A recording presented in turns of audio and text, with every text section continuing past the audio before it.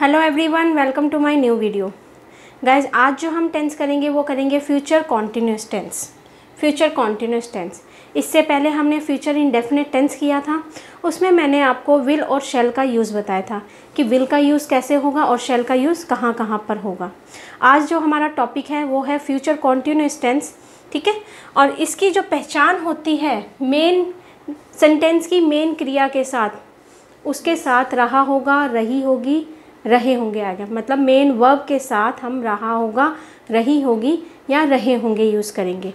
जैसे वह सो रहा होगा, वे घूम रहे होंगे, ठंडी हवा चल रही होगी, पापा ऑफिस से आ रहे होंगे।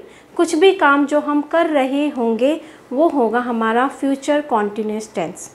Clear guys. अब इसमें जो हेल्पिंग वर्ब होती है वो होती है विल बी और शैल बी। विल बी और शैल बी।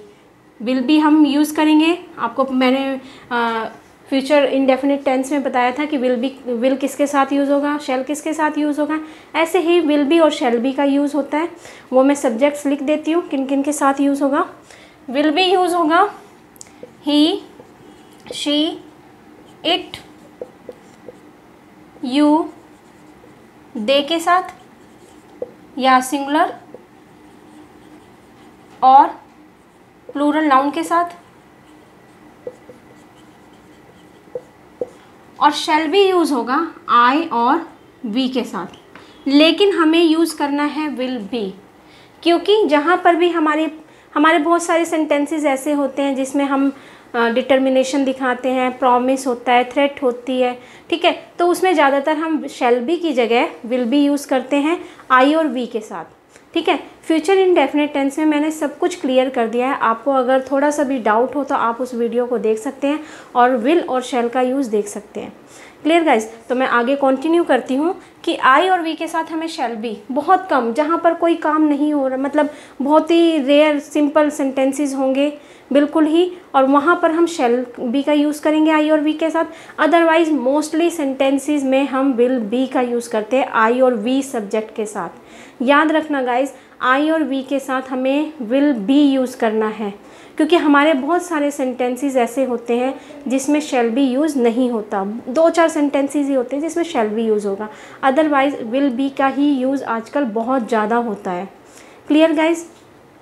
इसमें जो यूज़ होती है वर्ब की फोर्थ फॉर्म। वर्ब की फोर्थ फॉर्म मैंने अपने हर वीडियो में बताया है कि वर्ब की कितनी फॉर्म्स होती है। वर्ब की 5 फॉर्म्स होती है, V1, V2, V3, V4 and V5। इसमें V4 होगी। V4 का मतलब है जब हम वर्ब के साथ ing लगा देंगे। जब हम वर्ब के साथ ing लगा देंगे तो हमारी हो जाएगी V4। जैसे कि गो का क्या हो गया, गोइंग, कम का कमिंग। ठीक है गाइस। चलिए अब मैं आपको इसके सेंटेंस स्ट्रक्चर के ज़रिए समझाती हूँ कि फ्यूचर कॉन्टिन्यूस टेंस का सेंटेंस स्ट्रक्चर क्या होगा और इसके सेंटेंसेस कैसे बनेंगे। गाइस चलिए स्टार्ट करते हैं फ्यूचर कॉन्टिन्यूस टेंस का सिंपल सेंटेंस स्ट्रक्चर, जिसे अफर्मेटिव सेंटेंस स्ट्रक्चर कहते हैं। अफर्मेटिव सेंटेंस स्ट्रक्चर, जो कि हिंदी में कहा जाता है सकारात्मक वाक्य, जिसमें नहीं की बात नहीं होती और क्वेश्चन भी नहीं पूछा जाता है। क्लियर। तो इसका जो सेंटेंस स्ट्रक्चर बनेगा, देन सबसे पहले सब्जेक्ट, देन विल या शैल, बाद में हम बी लिखेंगे, देन V4, देन ऑब्जेक्ट। ये वाला सेंटेंस स्ट्रक्चर फॉलो होगा। जैसे मैंने कुछ सेंटेंसेस लिखे हैं, वह फूल तोड़ रही होगी, पापा ऑफिस से आ रहे होंगे, पक्षी चींची कर रहे होंगे, वह फूल तोड़ रही होगी।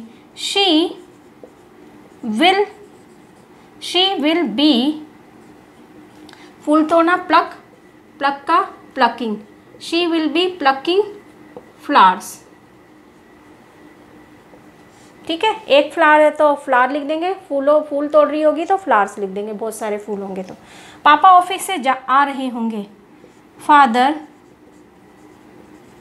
Will be coming from office. Clear. पक्षी चींची कर रहे होंगे, the birds are sorry, the birds will be chirping.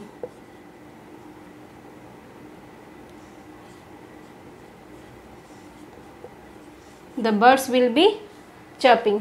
अगर इसी में हम नेगेटिव सेंटेंस करें तो यहाँ पर हम will और shall के बाद यहाँ पर not लगा देंगे।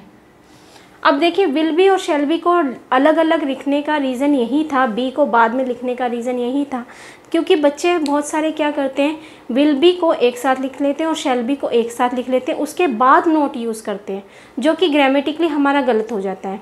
अगर हम विल और शैल को पहले लिखें और बी को बाद में लिखें तो नोट को हमें बीच में यूज़ करना है, विल एंड शैल के बाद, और बी का यूज़ उसके बाद होगा।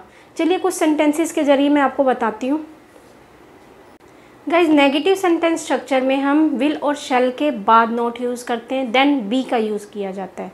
ये देखिए, subject then will or shall then not then be then V four then object. ये जो बी है ये शैल और विल के साथ नहीं यूज़ होगा, उससे आगे यूज़ होता है। ठीक है, अक्सर बच्चे गलतियाँ कर देते हैं, वो नहीं करनी है। ठीक है, मैंने कुछ सेंटेंसेस लिखे हैं, वो देखिए। लड़के मैदान में हॉकी नहीं खेल रहे होंगे, boys will not be playing hockey in ground। ऐसे नेक्स्ट सेंटेंस है, वह कहानी नहीं पढ़ रहा होगा, he will not be reading story। बच्चे कक्षा में शोर नहीं कर रहे होंगे, चिल्ड्रन विल नॉट बी, शोर करना मेक अ नॉइज तो हो जाएगा, रहे होंगे तो making a noise in class. चलिए अब करते हैं इसका इंटेरोगेटिव सेंटेंस स्ट्रक्चर। गाइस जो इंटेरोगेटिव सेंटेंस स्ट्रक्चर होते हैं वो हमारे क्या से शुरू होते हैं और क्वेश्चन मार्क पे फिनिश होते हैं। मैंने अपने हर एक टेंस के वीडियो में बताया है, जो भी हमारे सेंटेंसेस क्या से शुरू होंगे और क्वेश्चन मार्क पे फिनिश होंगे, इसका मतलब वो सेंटेंसेस हमारे हेल्पिंग वर्ब आएगा। उन सेंटेंसेस में जो स्टार्टिंग में हेल्पिंग वर्ब यूज़ होगा। हर क्या का मतलब वट नहीं होता, मैंने हमेशा बताया है। ठीक है, तो इसमें हम पहले क्या यूज़ करेंगे, विल और शैल, क्योंकि हेल्पिंग वर्ब यही है, विल एंड शैल। गाइस मैंने बी बाद में लिखा है, इसीलिए मैंने अफर्मेटिव सेंटेंसेस में बी को बाद में लिखा था, ताकि हमारे नेगेटिव और इंटेरोगेटिव सेंटेंस गलत ना हो। अक्सर बच्चे यही गलतियाँ करते हैं, मोस्टली स्टूडेंट्स यही गलती करते हैं। वो बात हमें याद रखनी है कि विल बी और शैल बी को हमें अलग करके लिखना है, ताकि हमारे नेगेटिव सेंटेंस और इंटेरोगेटिव सेंटेंस गलत ना हो। ठीक है, तो सेंटेंस है, क्या मम्मी इस समय कपड़े धो रही होगी, will mother be washing clothes this time. ठीक है, क्या वे नए पेड़ लगा रहे होंगे, will they be planting, will they be planting new trees, या न्यू प्लांट्स भी लिख सकते हैं, न्यू प्लांट्स भी लिख सकते हैं। ठीक है, क्या वह उसे घूर रहा होगा, will he be Ghurna, stair का हो गया steering, will he be staring at her या हिम। अगर गर्ल है तो हर, अगर बॉय है तो हिम। Clear guys. अगर इसमें हम इंटेरोगेटिव नेगेटिव सेंटेंस स्ट्रक्चर करें तो इसी में हम कर लेते हैं। वो देखिए, क्या भी आएगा, नहीं भी आएगा, देन क्वेश्चन मार्क भी आएगा। तो यहाँ पर क्या होगा, विल और शैल के बाद, सब्जेक्ट के बाद हम नॉट यूज़ कर लेंगे। Will shall then subject then not then be. ठीक है, जो भी हेल्पिंग वर्ब हमें यूज़ करना है वो करके हम सब्जेक्ट के बाद नॉट यूज़ करेंगे। जैसे क्या मम्मी इस समय कपड़े नहीं धो रही होगी, नहीं धो रही होगी, will mother not be washing clothes this time. क्या वे नए पेड़ या पौधे नहीं लगा रहे होंगे, नहीं। तो विल दे नॉट बी, यहाँ पर नॉट आ जाएगा, थर्ड नंबर पे नॉट। क्या वह उसे घूर नहीं रहा होगा? Will he not be staring at him और हर। आई होप गाइज कि आपको ये टेंस अच्छी तरह समझ आया होगा और मैंने पूरी कोशिश की है। चलिए आपसे मैं नेक्स्ट वीडियो में मिलती हूँ नए टेंस के साथ। Till then bye and take care.